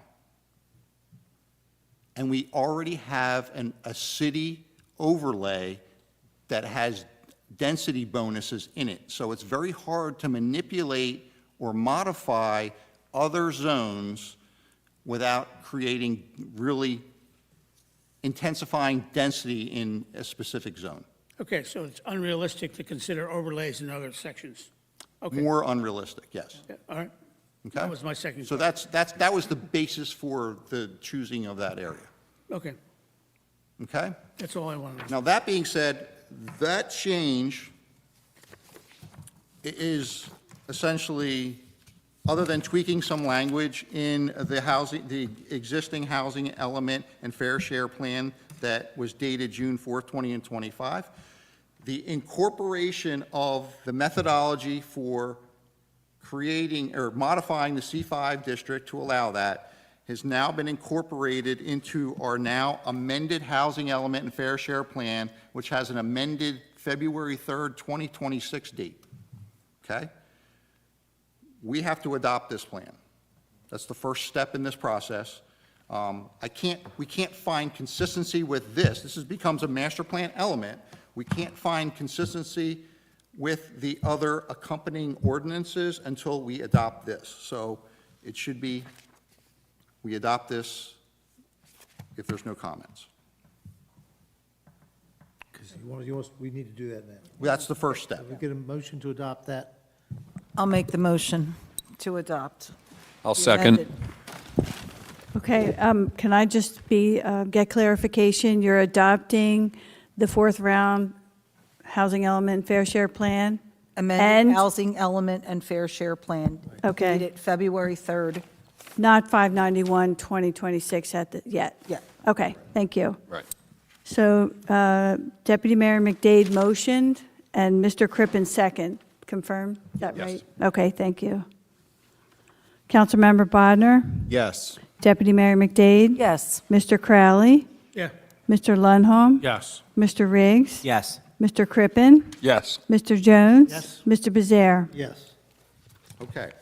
There are 3 implementing ordinances. There would be ordinance 591, 2026, which is the ordinance that amends the C5 zoning district, exactly how I just described it. Ordinance 592, 2026, which repeals and replaces Chapter 59, which is Article 5 entitled Affordable Housing of the City Code, and Ordinance 593, 2026, which is an ordinance repealing and replacing Chapter 59, Article 6, entitled Development Fee Requirements of the City Code.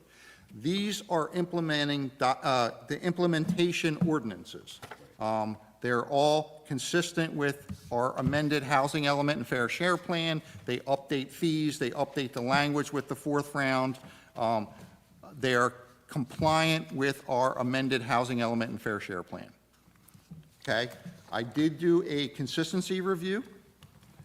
That review is a memorandum as part of Exhibit A of Resolution 310-2026:3.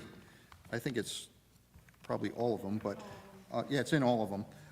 So I lumped them all together, and did find that each one of those ordinances is consistent with the master plan, for the reasons stated, and I can go through those reasons if you would like, but they're enumerated on page 3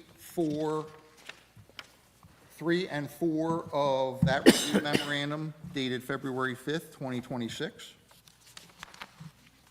So I would ask that the board find those 3 ordinances consistent with the master plan. Motion? I'll make the motion. I'll second. Deputy Mayor McDade motions, Mr. Crippen seconds. Councilmember Bodnar? Yes. Deputy Mayor McDade? Yes. Mr. Crowley? Mr. Lundholm? Yes. Mr. Riggs? Are we voting on all three right now? Yes. I'm going to abstain on 03102026, and then yes to the rest. I'm sorry, which one did you abstain from? 031026:3, I'm sorry. The C5 zoning district? Okay, I'm gonna thank you abstain very on that, and much. then yes to the rest. Thank you very much. Mr. Crippen? Yes. Mr. Jones? Yes. Mr. Bezare? Yes. Thank you. Okay, so we've adopted the fourth round housing element and fair share plan and incorporated that into the master plan. We found consistency with the three ordinances, so I would recommend that you adopt the resolutions that accompany each one of those things, unless we just did that altogether. I'm not sure. Yeah, We did all three of them. okay. So resolution 2, semicolon 2, 3, 4, and 5 have been adopted as well. Is that correct? Yes. Yes. Okay. Then the affordable housing is now going to be forwarded to city council. Those implementing ordinances will be considered at the next council meeting. Okay. I think that leaves the Last bill. thing we have for tonight is the bills. payment of the bills. Motion to pay the bill was in the packet. Wasn't bad, right? I'll make the motion. I'll second. Did we go on the record about Cape May Marina? Oh, we need to Renotice make, Anyway, so I don't have to announce. We're okay, okay. I'm sorry, were you going to make an announcement? I thought it said, I thought the agenda said they were going to renotice. Okay, okay, all right, we're good. Did we get a vote on the payment of the bills? We need to do that. We have a motion, we need a second. Second. Thank you. Deputy Mayor McDade motions, Mr. Lundholm seconds. All in favor? Aye. All right, Okay. thank you. Do we have a motion to adjourn? All in favor? Thank you, everyone, good night. I'll see you in a week for final it. The judge, Having heard it so many times and read it so many times. yes. Like now it's The- close. Thank you. Yeah, absolutely. I'm going to get something to eat. Good deal. Good. Congrats. Good. I mean, that's what should have going out happened, to should eat? happen, but that's really.